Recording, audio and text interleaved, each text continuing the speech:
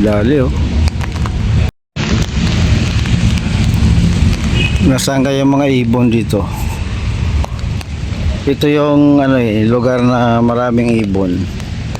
Tapos marami ring namimingwit. Grabe oh, yung tubo oh, naka-S. Yan oh.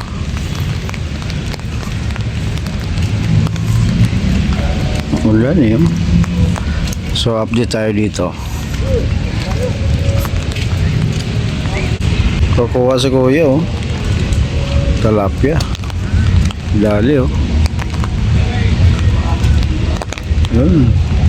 Yun ang tinatawag na salvage fishing. Kukuha si kuya. Laki na rin oh.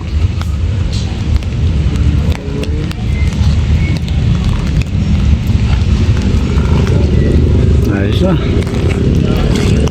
So maulan, pag maulan may mga tilapia no or mga bangus no na nakakapasok dito. Uy, ano yun? May Gagawin ibon. gawin ng ibon yan kung dito. Ayan yung sinasabi ko no, na ibon dito guys oh. Yan. Nagabang yan ng mga maliliit na makukuha dito.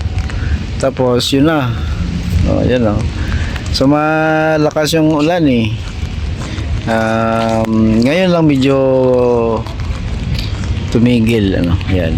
Yan, palayo tayo kasi matamaan tayo. Itong ibon, yan nag-aabang yan guys ng mga mga makukuha na isda dito. Yun oh, dami yan nila. Ang amo na oh, mayroon pa sa taso isa. Marami yan sila dito. Yan oh.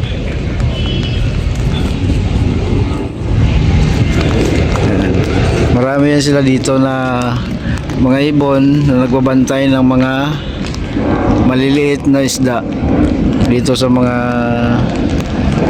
mga namimingwit.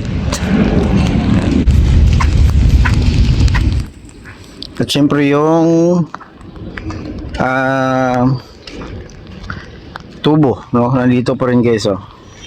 Yung naka letter S siya no, dahil nga sa hampas ng alon. So kaya nag letter S no. So ang activity nila dito hindi pa rin natatapos ano, hanggang sa hindi natatapos hindi nila kukunin yan ngayon. Yung mga namimingwit dito yan sila pag umulan. Actually araw-araw naman may ulan o wala, may mga namimingwit dito. Gusto nila yan dito kasi libre, tapos daming isda. Ito yung lugar na yan guys, parang fish pond yan. Pag nakapasok ang isda dyan ay hindi na makalabas yan o. So daming isda dyan.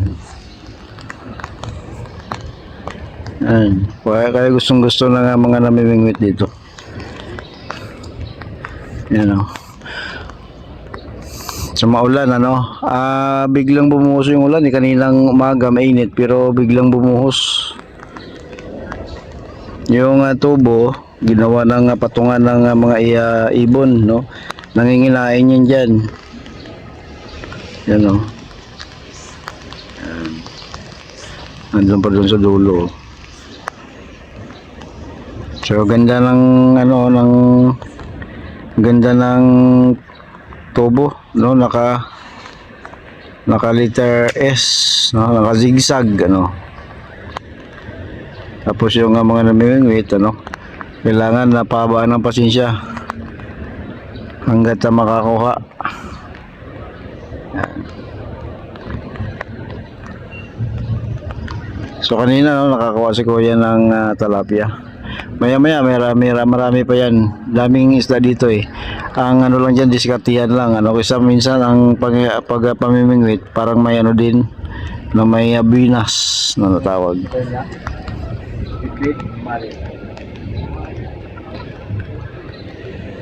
Yan. Tapos tiyaga siyempre. Yan. Yan si kuya. Yung punong kahoy na yan dyan nakatira yung mga ibon yan. Kaya gustong nila dito eh. Yan. Yung ginagawa ni kuya, yun yung tawag na salvage fishing. Hatakin niya lang ng hatakin, walang yan yung tawag dito. pakain. Atake niya lang ng atake hanggat siya may masabit. Kasi sa dami ng isda dyan, maring may madumaan, may madaanan at sasabit. No? Yan, maraming sima yan eh.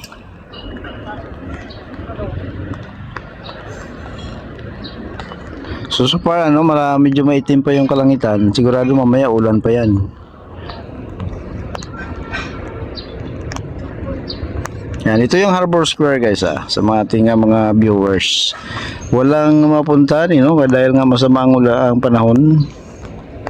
Yan. So dito na lang muna tayo. Nagkakape ako and then nung umulan, pumunta na ako dito.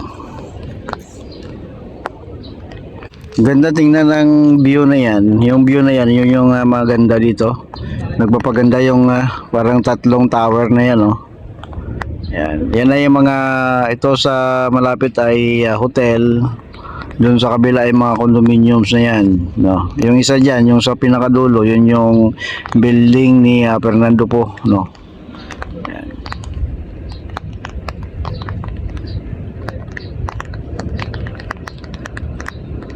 Maraming isda pero ang diskarte lang kasi pag ano ang pakain lang talaga, no? Kung kakainin niya yung ano mo, yung tawag diyan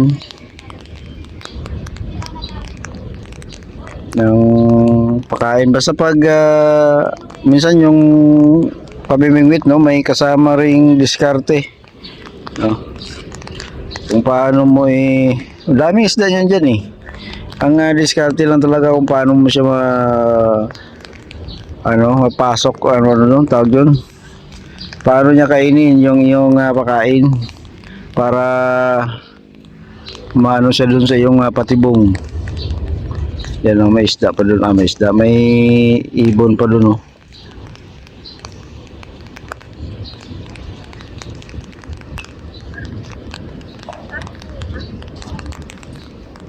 Ayan. Siyempre nandito tayo sa likod ng Philippine Navy. Yan ang mga tao.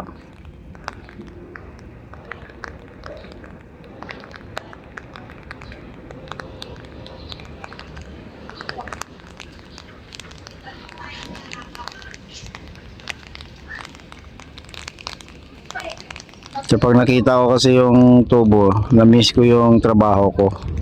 No, dati puro tubo araw-araw. Sa 8 taon puro tubo yung aking nakikita. Pero ngayon, wala na, puro na Manila Bay. Konti na lang tubo, puro na lang Manila Bay. Hindi tayo makapasok doon sa kabila sinara na Kaya dito na lang tayo palagi. Kung nandun sana, maganda doon, marami rin makikita. Ang Dolomite ngayon ay sarado, no? Yan, sarado ang Dolomite. So dito na lang muna tayo. Ayan.